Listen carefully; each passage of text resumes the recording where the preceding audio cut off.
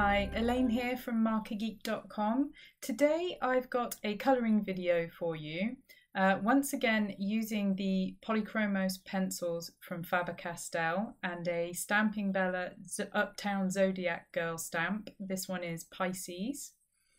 First off, I was trying out a new ink to me, the Ink on 3 Blackout Detail ink.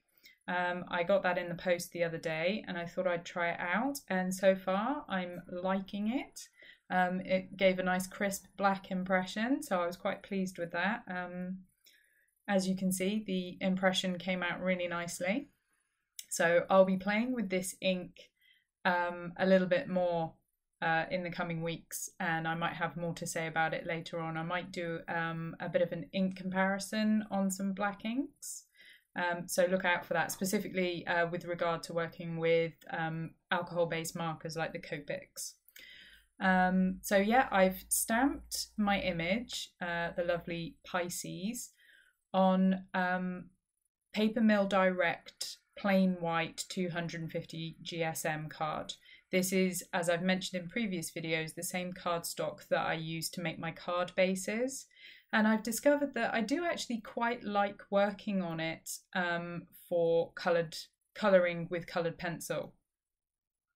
It works quite nicely, and I'm able to layer a fair amount because the paper's got quite a nice soft texture. It's got some tooth to it without being heavily textured, and so it grabs onto the pigment quite nicely and takes a fair amount of layering, as you will see in this video. And the pencil covers quite nicely. I don't use, as I have mentioned before, anything to blend the pencils apart from the pencils themselves. I quite like the look of the texture of the pencil without blending. I do also like the look of pencil colouring when a blender has been used, like the Zest-It or Gamsol or whatever. However, I'm just a little bit lazy. I don't like having too many steps to follow, and I really do just like getting into the pencil colouring. I may do a video at some point with my preferred blending solution, which is the Zest-It pencil blend, but I honestly really don't reach for it very often these days. As you can see, yeah, I'm using the Polychromos pencils. I talked about those in my video last week, I think it was, where I was doing the colouring of one of the tiny towny garden girls. I think it was Poppy. I love my Polychromos pencils.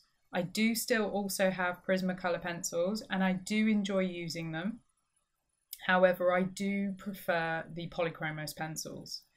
I just find that, especially for these Stamping Bella stamped images, where you've got such tight detail areas, like as you can see, there's like that skinny little neck and the really tiny arms, just all of, and also on the hair obviously as well, these little detailed areas. And with the Prismacolors, they do have a tendency to be a bit more crumbly. They don't retain a sharp point as easily as the Polychromos pencils do.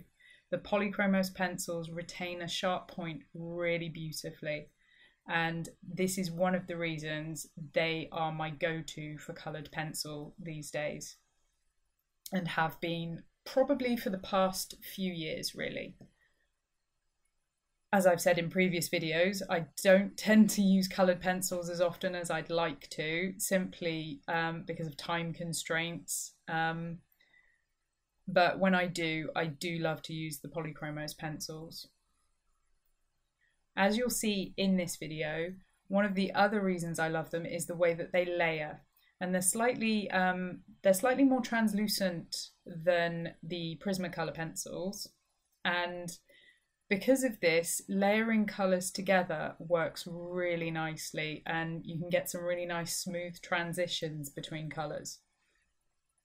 So when I was working on the dress, which here on Pisces looks a little bit like a fishtail or a mermaid tail, I wanted to do something similar to when I coloured the product image using Copic markers for the website and the packaging. And I wanted to have that transition from blues going into greens. And that worked really nicely. It also worked really nicely. I was using, for a lot of the shadow areas, for a lot of the shading, I was using complementary colours to tone down my main colours and to create some interesting depth to create the form and shadow areas. So when I coloured the skin, I used a light ultramarine pencil to create the shadow areas on the skin. And on the top of the dress and the main part of the bottom of the dress, I used a I used a dark green on that area, I think. And then on the green, I used a dark blue. But on the orange, I used ultramarine on that little starfish in her hair, and on the sort of fin-like frilly part on her dress, I used ultramarine to shade the orange, which gave it a really nice desaturated effect in the areas where there would have been more shadow, rather than just using a stronger orange.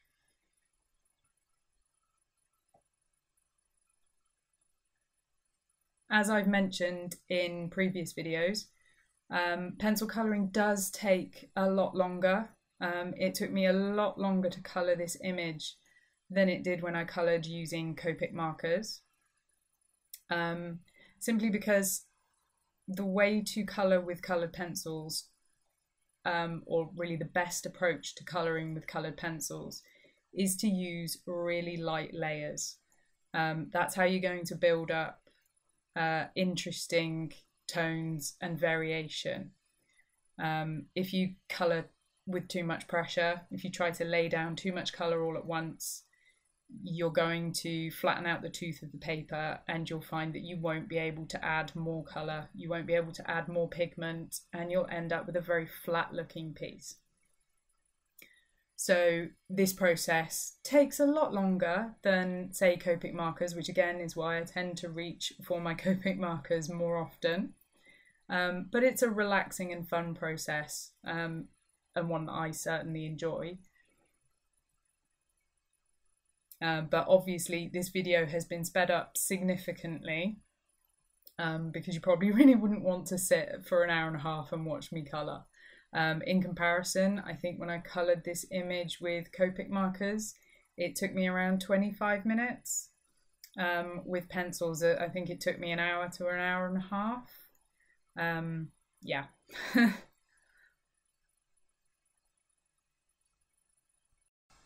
One thing that I find when I'm colouring with coloured pencils is that I need to remember not to put my hand on the piece that I'm working on. I have a tendency to be a bit of a messy colourer, and I will end up putting my hand on the image, and with coloured pencils that ends up with smearing and smudging as you get some of that pencil dust. So don't be me. Try and sort of work in a way that means that you're not laying your hand across your image and smearing the pencil dust. It's handy to have a little brush on hand so that you can kind of sweep away any dusty bits. The Polychromos are much better than, say, Prismacolor for this, because they're not as crumbly, because they're not quite as soft. You don't get quite as much pencil dust.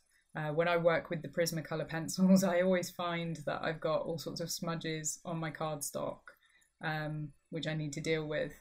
Not so much in the case of the Polychromos pencils, although it does happen. I did quite well at being careful when colouring this particular image. I think I was a little bit less careful when I coloured the last image that I did, Poppy. I kind of forgot myself, and yeah.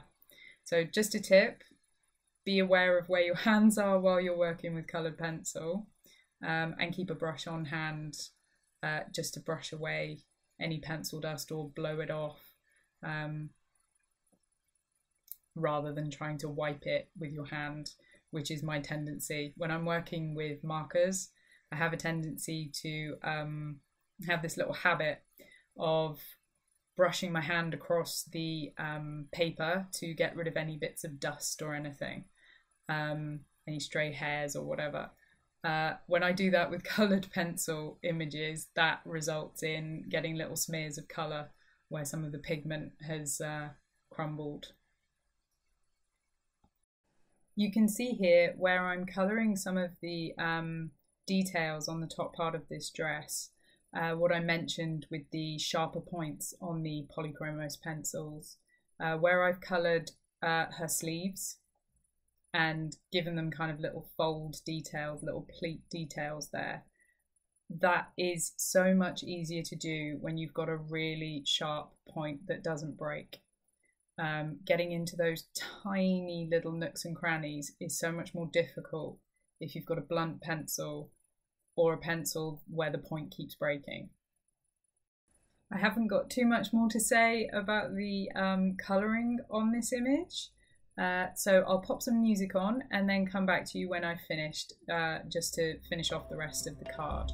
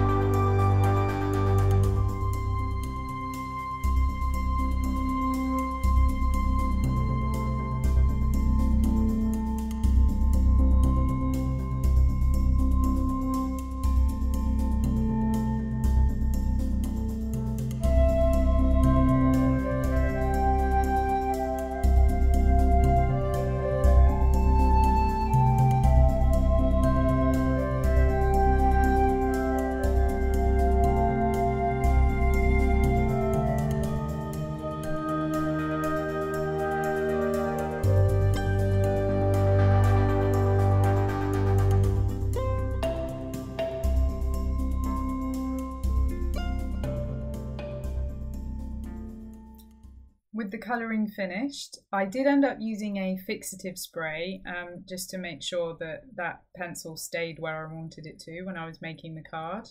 I could have used the die that goes, the coordinating die for this stamp, which is available. However, I decided that on this occasion I didn't actually want the white outline, so I fussy cut the image, which I think I've mentioned many times now isn't my favourite thing to do, but it was worth it. I used a black marker to go around the edges after I'd fussy cut the image, just to hide any imperfections and give a nice black outline. Then I grabbed a piece of paper that I'd created quite some time ago that I had in my stash, I think using maybe some distress inks or maybe a spray. It just had quite a nice watery drip effect that I thought would work for this card.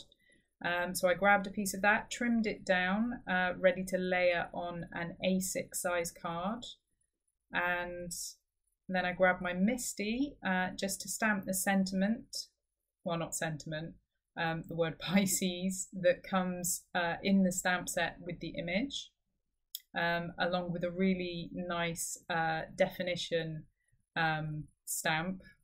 That one was a bit too large for this card though. I stamped that in the same Ink on 3 blackout. No, I didn't. I stamped it with the VersaFine Onyx Black ink.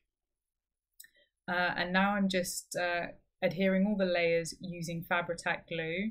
That black sparkle cardstock is again the black sparkle cardstock from Paper Mill Direct here in the UK, and the card base is created from the same cardstock that I used to colour my image on.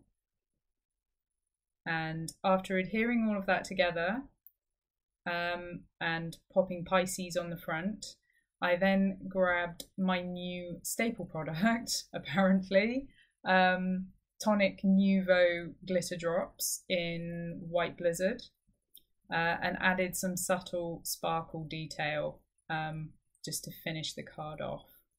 And that is my card for today. All the details for the stamps I've used, including links, are available in the description below, including a link to my blog post where you will find even more details of supplies and links to everything. I hope you've enjoyed this video today. If you did, please like and subscribe, and I will catch you next time.